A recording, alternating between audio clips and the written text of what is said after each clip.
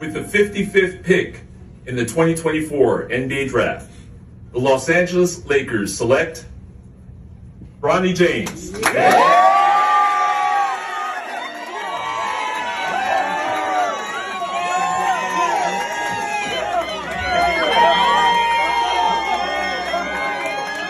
LeBron and Bronny James on the same court, same uniform, same league, father and son. The image broke the internet the second it hit, and honestly, you understood why. It felt like the kind of moment sports were invented for. But what if that moment wasn't the celebration everyone said it was? What if it was actually the start of something nobody saw coming? Something a lot darker than a heartwarming story about a dad playing ball with his kid. Because this video isn't about Bronny's jump shot. It's not about his draft grade or whether he deserves to be in the league. It's about the machine that got built around him.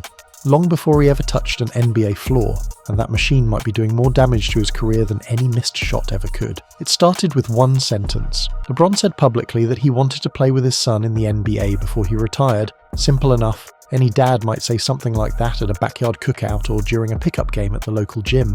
But LeBron James is not any dad, and the second those words left his mouth, they stopped being a personal wish. They became a business forecast. The media picked it up first, then the league, then the sneaker brands and the content creators. Suddenly, Bronny wasn't just a high school kid with a famous last name, he was a storyline, a product. By the time he got to USC, the pressure wasn't something waiting for him at the next level. It was already baked into every single game he played. Every assist was a data point. Every turnover fed a narrative that people far above his pay grade were actively managing. Then the cardiac arrest happened. For a moment, everything stopped. The basketball talk fell away, and a family dealt with something genuinely terrifying. But even that got pulled back into the machine faster than it should have. Within weeks, people were asking how it would affect his draft stock, whether teams would pass on him for health reasons, and whether the father-son reunion was still on track. The business questions came rushing back before anyone had time to breathe. So let's actually look at what Bronny produced on the court, because this is where things get uncomfortable. At USC, he averaged 4.8 points, 2.8 rebounds, and 2.1 assists per game. Strip away the name and hand those numbers to any scout in the country, and they tell you late second round at best. Most likely not drafted at all. These weren't the numbers of a rotation player at the college level, let alone someone who belongs in an NBA rotation. People kept calling him a 3-and-D prospect, which sounds clean and useful because that role has real value in today's league. The problem is he shot 36% from 3 at USC. That's not a 3-and-D number. That's a projection somebody dressed up as a scouting report because the alternative required an awkward conversation nobody wanted to have. The advanced metrics said the same thing. Efficiency, shot quality, defensive impact. All of it pointed in one direction, and none of it pointed toward a first-round pick. Scouts whose entire job is to watch film without a story in their head saw the gaps clearly.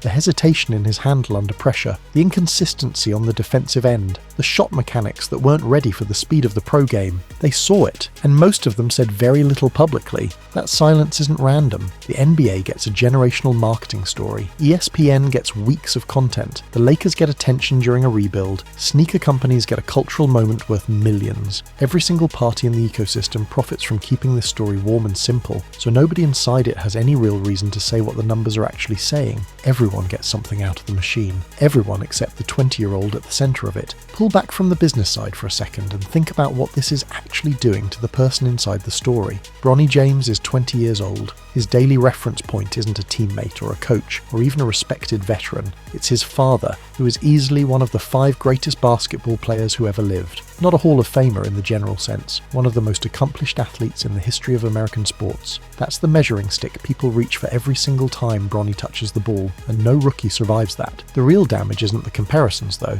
it's what those comparisons do to how you play. There's a massive gap between playing to succeed and playing so you don't fail. One of those mindsets lets you be loose, take risks, make mistakes and learn from them. The other one makes you hesitate on shots you should take and second guess reads you should trust. When every bad game feeds a pre-written story about whether you belong, staying mentally free is nearly impossible. You stop playing basketball and start managing perception instead. He also never got the quiet part of growing up in this league. Most young players get bad games that nobody really notices, early struggles that stay inside the locker room, space to figure things out without a camera in their face. Bronny's story was already written before he played a single NBA minute. He walked in carrying a narrative that other people built, and that's a weight no rookie development track is designed to handle. And somewhere in all of this, a 4-year grinder from a mid-major school who put in the work improved every single season, and had the production to back it up, never got that call on draft night. Not because he wasn't ready, because he didn't come with a storyline attached to his name. That's what this situation quietly says to every player watching from the outside. Merit matters,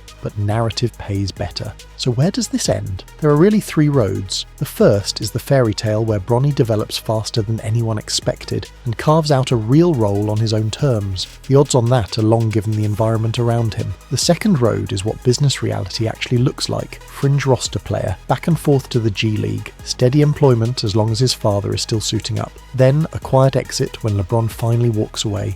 No big moment, just a slow fade. The third road is where the machine moves on. The story loses its value, and Bronny ends up holding a legacy that was never really his to carry. Most of NBA history points to Road 2. Road 3 is more possible than anyone is saying out loud right now. This was never really about basketball. It was about legacy, money, and a story too profitable for anyone to question. Every person inside this system sees exactly what's happening. Nobody wants to be the one to say it plainly.